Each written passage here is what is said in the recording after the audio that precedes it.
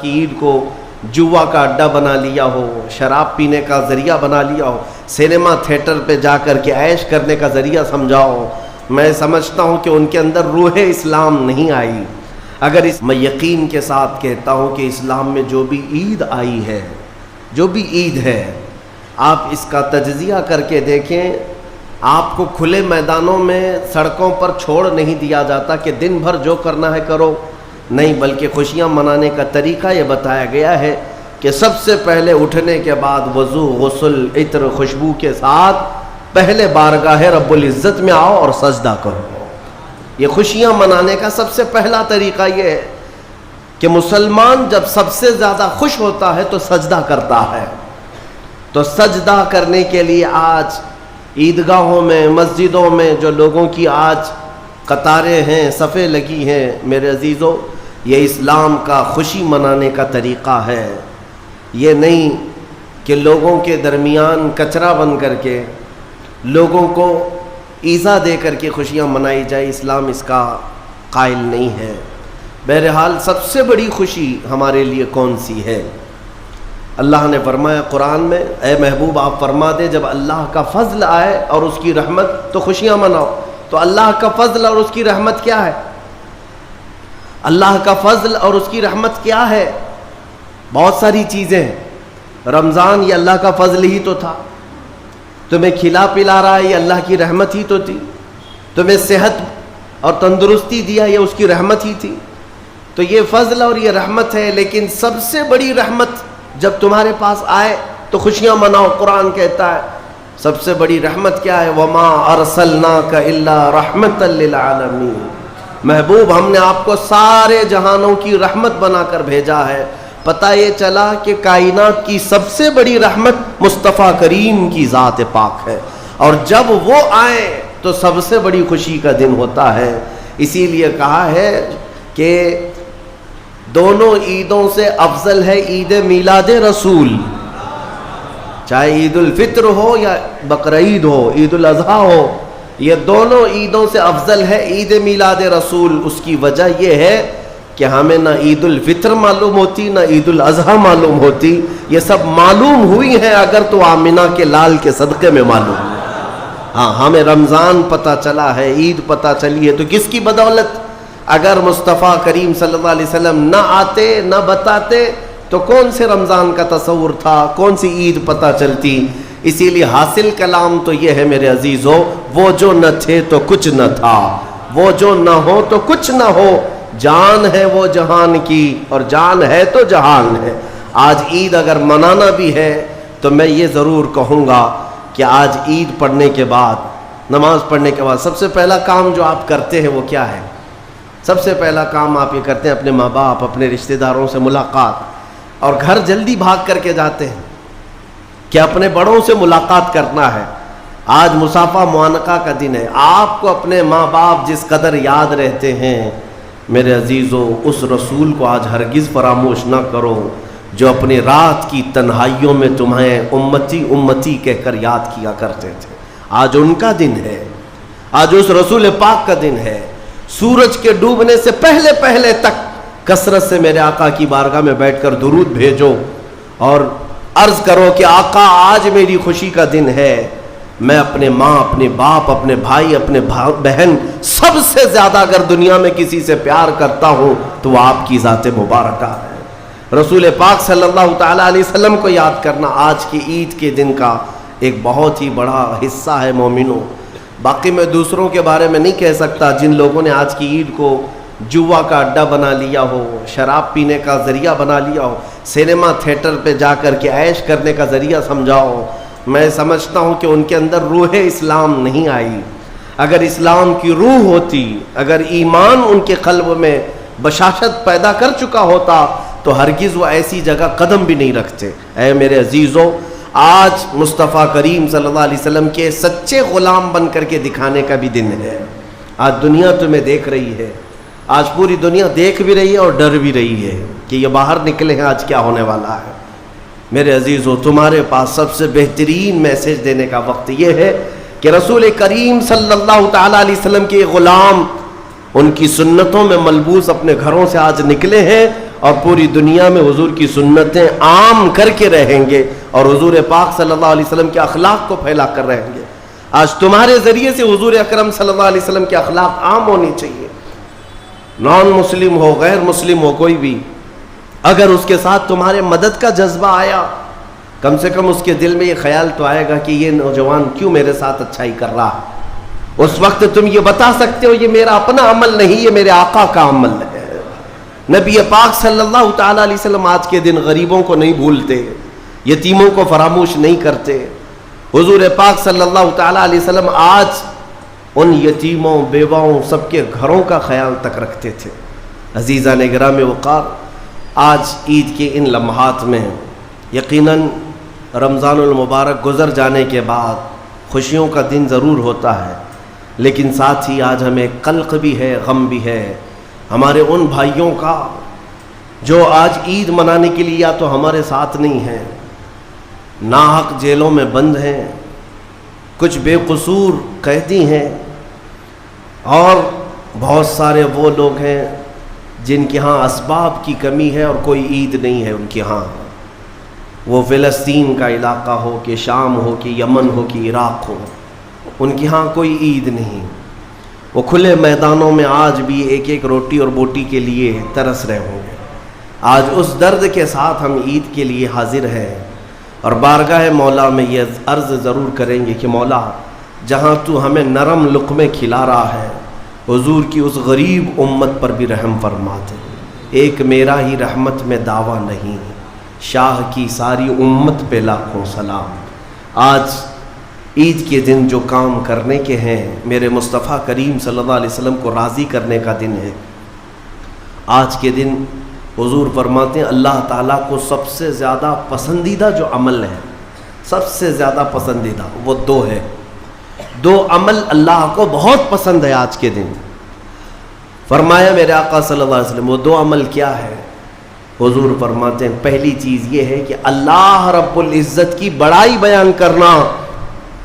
اللہ اکبر اللہ اکبر اللہ اکبر، لا الہ الا اللہ اللہ اکبر اللہ اکبر وللہ الحمد۔ یہ اللہ رب العزت کی بڑائی، تکبیر، اللہ سب سے بڑا ہے، یہ تکبیر بیان کرنا پہلا عمل اللہ کو سب سے زیادہ پسند ہے۔ دوسرا عمل استغفار، استغفر اللہ استغفر اللہ استغفر اللہ استغفر اللہ ربی من کل ذنب واتوب الیہ۔ دو عمل آج کے دن اللہ بہت پسند فرماتا ہے، ایک اس کی بڑائی بیان کرنا تکبیر، اور دوسرے استغفار۔ اور فرمایا کہ جب اپنے گھروں سے نکلو تو تکبیر کہتے ہوئے نکلو۔ کتنے لوگ ایسے ہیں جو تکبیر پڑھتے ہوئے آئے؟ بہت کم لوگ ہیں، سب اپنے اپنے دھن میں چلے جا رہے ہیں۔ یہاں تک کہ فرمایا اس تکبیر کا اہمیت کا اندازہ اس سے لگاؤ، آنے کے وقت جس راستے سے آئے تھے عید کے لیے، جانے کے وقت دوسرے راستے سے جاؤ، واجب نہیں ہے، لیکن اس کی حکمت کیا ہے؟ ایک راستے سے آنا اور دوسرے راستے سے جانا سنت۔ فرمایا گیا کہ جب تم ایک راستے سے تکبیر پڑھتے ہوئے آتے ہو تو اس راستے پر موجود جتنے مکان، پتھر، درخت ہیں وہ سب تمہاری تکبیر کی گواہی دیں گے۔ قیامت کے دن تمہاری تکبیر کی وہ گواہی دیں گے کہ مولا یہ ہمارے سامنے سے تیری بڑائی کرتا ہوا گزرا ہے۔ تو ہو سکے دوسرے راستے پر بھی گزرو تاکہ زیادہ سے زیادہ ان تمام چیزوں کو اپنی تکبیر کا گواہ بنایا جا سکے۔ تو اس سے اندازہ کریں کہ تکبیر آج کے دن بہت اہمیت کی حامل ہے، اور اسی تکبیر کی آج ضرورت بھی ہے مسلمان کو۔ اقبال نے بہت اچھے انداز میں کہا تھا، کفر دم توڑ دے گا ٹوٹی ہوئی شمشیر کے ساتھ، گر تم نکل آ جاؤ ایک بار نعرے تکبیر کے ساتھ۔ مطلب یہ ہے کہ اس تکبیر کا آج بھی بہت سارے لوگوں کو انتظار ہے، جس تکبیر کی آواز سے ہی کفر کے خیموں میں ہلچل مچ جائے۔ وہ صرف اور صرف حلق سے نکلنے والی تکبیر نہیں ہے، وہ ایمان کی بشاشت اور توکل کے ساتھ نکلنے والی تکبیر ہے۔ اللہ رب العزت ہم سب کو کہنے سننے سے زیادہ عمل کی توفیق عطا فرمائے۔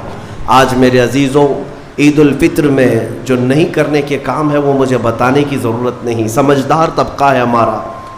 آج شام تک ایک بات طے کر کے رکھ لینا، کیونکہ کل رات کو ہی شیطان آیا ہے چھوٹ کر کے قید سے، اور وہ اپنے پورے فورس کے ساتھ چاہتا ہے کہ تمہیں کسی نہ کسی طرح سے ان راستوں سے لے کر گناہوں کے اڈوں پر لے جاؤ۔ کتنے ایسے لوگ ہیں جو ایک ہی دن میں اس کے شکنجے میں پھنس جاتے ہیں، یہ ان کا معاملہ ہے۔ اسی لیے آج شام تک اپنے آپ کو کنٹرول کرو کہ میں نہ آج گانے بجانے، سینما اور جوؤں کی طرف جاؤں گا، اور نہ ہی بے حیائی کے اڈوں کی طرف جاؤں گا۔ آج کا دن اللہ رب العزت اپنے فرشتوں پر رشک فرماتا ہے۔ توجہ تو چاہتا ہوں، توجہ۔ عید کے دن جب بندے سجدے میں گرتے ہیں، عیدگاہ ہو کہ مسجدیں ہو، جیسے ہی تم عید کے دن سجدے میں چلے جاتے ہو، یہ لمحہ کون سا ہے جانتے ہیں آپ؟ یہ لمحہ کون سا ہے؟ جس دن دنیا پوری، آپ بھی رمضان بھر سجدے میں گئے ہوں گے، عبادتیں کر کے بھیک کیا مانگتے تھے؟ اللہ تو راضی ہو جا۔ ہم یہاں مانگ رہے تھے، لیکن عید کے دن کے سجدے کے بارے میں فرمایا گیا جیسی امت سجدے میں جاتی ہے، مولا سارے فرشتوں میں اعلان فرماتا ہے، فرشتوں آؤ دیکھو میرے بندے، میں ان سب سے راضی ہوں اور ان سب پر مجھے رشک آتا ہے۔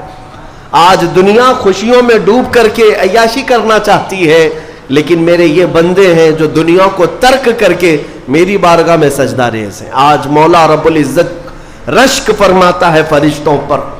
اس لیے میرے عزیزوں، نہایت ہی اخلاص کے ساتھ، اطمینان کے ساتھ، اور اللہ رب العزت کی بارگاہ میں اپنے آپ کو خود سپرد کر کے عید کی نماز ادا کریں، اور امید ہے کہ یہ عید ہماری ایک انقلاب لائے گی انشاءاللہ۔ جو حالات آج پیدا ہو چکے ہیں، میں اس کے لیے بھی گزارشتاً یعنی معروضتاً یہ عرض کروں گا کہ آپ امن و امان کو برقرار رکھیں، امن و امان کو برقرار رکھیں، یہ بہت ضروری چیز ہے۔ مجھے افسوس ہے یہاں کے بھی حالات اور پورے ہندوستان کے بھی حالات جس طرح سے اپنائے جا رہے ہیں۔ یہودیوں کی ایک بڑی سازش تھی خلافت عثمانیہ کے زمانے میں۔ وہ کیا کرتے تھے کہ مسلمانوں کو بھڑکانے کے لیے، ورغلانے کے لیے کچھ ان کی مقدس چیزوں کی توہین کرتے تھے کسی ایک کے ذریعے سے، اور جب مسلمان بھڑک جاتے، باہر آتے، تو پھر ان کے بیچ میں یہ یہودی بھی داخل ہوتے تھے، باضابطہ یہ طریقہ اپناتے تھے، اور پھر مسلمانوں میں آپس میں لڑا دیتے تھے۔ اس کے بعد وہاں سے خلافت کے خلاف اعلانات بھی کرتے تھے، اس میں یہودی داخل ہوتے تھے۔ تو اس طرح بھیڑ جمع کر کے باہر ورغلانا، لوگوں کو اکسانا، یہ ان کا کام تھا تاکہ زیادہ سے زیادہ مسلمانوں کا نقصان ہو سکے۔ اسی لیے میں چاہتا ہوں کہ اپنے غم و غصے کا اظہار صرف بھیڑ سے نہیں ہوتا، جس میں اعلیٰ حضرت فاضل بریلوی رضی اللہ تعالیٰ عنہ نے بھی ارشاد فرمایا کہ مسلمانوں کو اس طرح سے کھلے طور پر کسی چیز پر جمع کر لینا جس سے خطرات لاحق ہوں ناجائز ہے۔ آپ ان چیزوں کا بہت خیال رکھیں کہ دشمن طاقتیں آج یہی چاہتی ہیں کہ تمہیں اکسا کر، ورغلا کر تمہارا زیادہ سے زیادہ نقصان کر سکیں۔ پچھلے 2 سال کا عرصہ گزر گیا، بنگلور میں بھی ایک حادثہ ہوا تھا، وائلنس ہوا تھا، غالباً رمضان کے موقع پر ہی 125 کے قریب نوجوان 2 سال سے ابھی تک جیلوں میں بند ہیں، کچھ چھوٹ گئے، کچھ ابھی تک باقی، اس میں کئی سافٹ ویئر انجینئر ہیں اندر بیٹھے ہوئے ہیں۔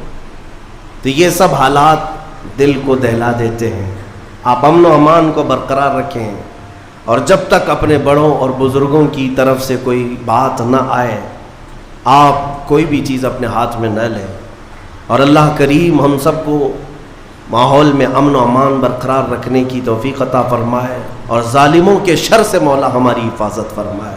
جس طرح برے منصوبے تمہارے متعلق بنائے جا رہے ہیں، کریم خدا کی بارگاہ میں دعا ہے کہ مولا ان تمام منصوبوں کو تو خاک میں ملا دے، تیرے حبیب پاک صلی اللہ علیہ وسلم کی اس بھولی بھالی امت کو صحیح قیادت عطا فرما دے۔ رب العالمین، آج کے عید کے دن جب تو سب کو نواز رہا ہے تو اس غریب امت کو مولا تو رحم و کرم سے نواز دے، تیرے حبیب پاک صلی اللہ تعالیٰ علیہ وسلم کا سچا عشق اس پوری امت کو عطا فرما دے۔